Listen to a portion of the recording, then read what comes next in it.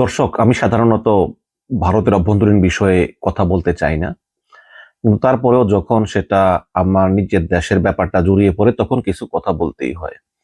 যেমন এখন দেখুন, এখানে যে একটা খবর মানবজমিন দিয়েছে, জুলাই অভ্যুত্থান নিয়ে কলকাতার নির্মাতার তথ্যচিত্র নিষিদ্ধ করলো ভারত। কেন ভাই? জুলাই অভ্যুত্থান একটা পবিত্র জিনিস, যেখানে মানুষ স্বতঃস্ফূর্তভাবে গণ অভ্যুত্থানের মাধ্যমে একটি স্বৈরাচারকে তাড়িয়ে দিয়েছে, সেটা ভারতে নিষিদ্ধ করা হলো। দেখুন কত জ্বলা জ্বলে, ওই যে ওবায়দুল কাদের বলেছিলেন না, জ্বালা অন্তর জ্বালা, ওই রকম আর কি। এখানে লিখেছে যে 36 দিন ধরে বাংলাদেশে চলা ছাত্র জনতার গণ অভ্যুত্থান নিয়ে কলকাতার প্রখ্যাত তথ্যচিত্র নির্মাতা সৌমিত্র দস্তিদারের তৈরি 36 জুলাই স্টেটস ভার্সেস পিপলস শিরোনামের তথ্যচিত্রটি সম্প্রতি ভারতে আর দেখা যাচ্ছে না। নির্মাতা সৌমিত্র মানবজমিনকে জানিয়েছেন যে ইউটিউবে এই তথ্যচিত্রটি আর দেখা যাচ্ছে না। ভারত সরকার এটির উপর প্রকান্তরে নিষেধাজ্ঞা আরোপ করেছে। এই প্রতিবেদকের কাছে পাঠানো লিঙ্কে ক্লিক করার পর স্ক্রিনে ভেসে আসছে একটি ঘোষণা। এই ঘোষণায় বলা হয়েছে যে জাতীয় নিরাপত্তা বা আইন শৃঙ্খলা সম্পর্কিত সরকারের আদেশের কারণে এই ভিডিওটি বর্তমানে ভারতে দেখতে পাওয়া যাবে না। সরকারের পক্ষ থেকে ভিডিওটি সরিয়ে ফেলার অনুরোধ সম্পর্কে আরো বিশদ বিবরণের জন্য গুগল স্বচ্ছতা প্রতিবেদন দেখার অনুরোধ করা হয়েছে। এখন নির্মাতা সৌমিত্র জানিয়েছেন যে কি কারণে এটি ভারতে নিষিদ্ধ করা হয়েছে এবং কোন এজেন্সির অনুরোধে এটা করা হয়েছে তা জানতে তিনি কলকাতা হাইকোর্টে রিট পিটিশন করতে চলেছেন। আমার মনে হয় না যে হাইকোর্টে রিট করে কিছু হবে, কারণ এটা ইউরোপ না, এটা ভারত। ভারত সরকার এই হাইকোর্ট মাইকোর্ট মানবে বলে আমার মনে হয় না।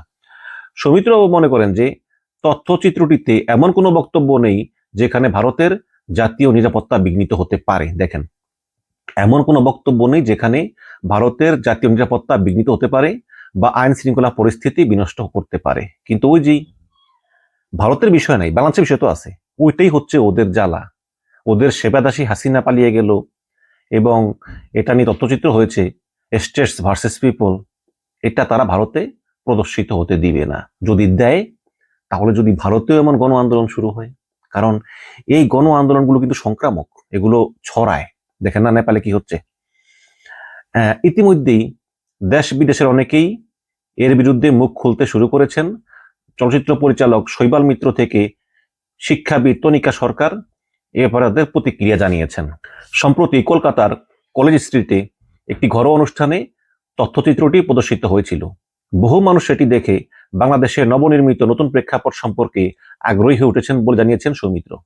অত্যন্ত প্রয়োজন অনুভব করে সৌমিত্র 44 মিনিটের এই তথ্যচিত্রটিতে বাংলাদেশের অভ্যুত্থানের প্রেক্ষাপট তুলে ধরেছেন এবং এই তথ্যচিত্রটিতে সম্প্রতি প্রয়াত প্রবীণ বুদ্ধিজীবী বদরুদ্দিন উমর, সাংবাদিক তাসনিম খলিল, অভিনেত্রী কাজী নওশাবা আহমেদ, তাজউদ্দিন আহমেদের মেয়ে শারমিন আহমেদ, ছাত্রনেতা মেঘমল্লার বসু এবং বৈষম্য বিরোধী ছাত্র আন্দোলনের অন্যতম কর্মী উমামা ফাতেমার সাক্ষাৎকার রয়েছে। সৌমিত্র বলেছেন যে এই তথ্যচিত্রের কাজ করা সহজ ছিল না এবং সর্বত্র যাওয়া বেশ কঠিন ছিল, তবে তিনি তথ্যচিত্রটিতে সকল স্তরের বাংলাদেশের মানুষের সাক্ষাৎকার অন্তর্ভুক্ত করে সামগ্রিক পরিস্থিতি এবং পরিবেশকে তুলে ধরার চেষ্টা করেছেন এবং বাংলাদেশের রাজনৈতিক ও সামাজিক পরিবর্তন নিয়ে সমাজবিজ্ঞানের ছাত্র সৌমিত্র অনেকদিন ধরে চর্চা করতেছেন। মৌলানা ভাসানী ও তাজউদ্দিন আহমেদকে নিয়ে তথ্য সমৃদ্ধ একাধিক গ্রন্থ রচনা করে তাদের অনেক অনালোকিত দিকগুলো তুলে ধরেছেন যা মানুষ আগে জানতো না। সৌমিত্র জানিয়েছেন যে বছরের পর বছর ধরে আমার মধ্যে একটা তীব্র অসন্তোষ কাজ করছে, কিন্তু আমি কখনোই আশা করিনি যে হাসিনা সরকারের পতন এভাবে ঘটবে। আমি অনুভব করেছি যে বাংলাদেশের সম্পর্কে এমন একটা আখ্যান আছে যে যা এখনো ভালোভাবে প্রচারিত হয়নি। আমি সেই আখ্যানটি জানতে চেয়েছিলাম এবং এই তথ্যচিত্রটি সেই আখ্যানটি বোঝার জন্যই আমার এই অনুসন্ধান ছিল। এবং গত বছরের আগস্টে এই সৌমিত্র দস্তিদার যখন ঢাকায় যান, তখন তিনি 36 জুলাই বাক্যাংশটি সম্বলিত অনেক দেয়াল গ্রাফিতি দেখতে পান। এটিকেই তিনি তার তথ্যচিত্রের শিরোনাম হিসাবে গ্রহণ করেছেন যে 36 জুলাই স্টেটস ভার্সেস পিপল।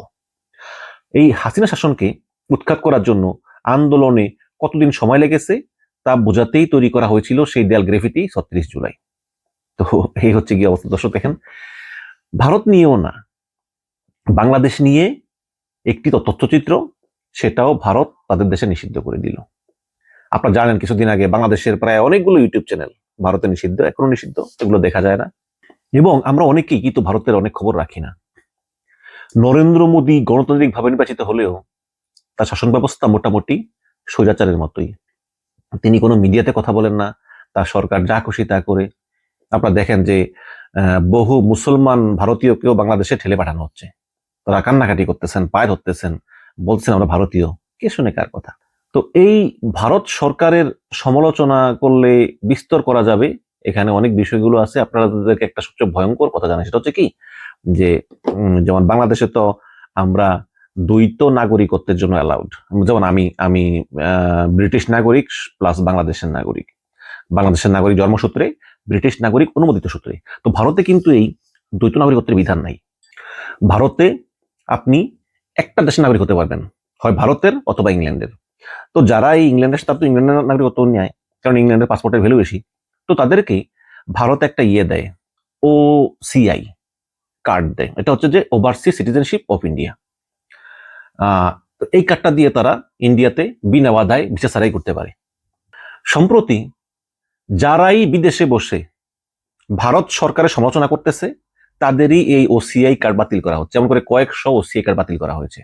অধ্যাপক অশোক সোয়াইন নামে একজন ব্যক্তি, তিনি এই নরেন্দ্র মোদী সরকারের কট্টরবাদিতা নিয়ে বিদেশ থেকে লেখালেখি করেন, সমালোচনা করেন, সেমিনার করেন, আর্টিকেল লিখেন। সম্প্রতি তাকে বলা হয়েছে যে যদি মুখ বন্ধ না করো তাহলে তুমি এই OCI কার্ড হারাবে। তো এইরকম আরো অনেককেই বলা হয়েছে যে হয় মুখ বন্ধ রাখো, না হলে তুমি OCI কার্ড হারাবে। এবং অশোক সোয়াইন তিনি হচ্ছেন একজন professor for piece and conflict research at the department of piece and conflict research at Uppsala university in Uppsala, Sweden.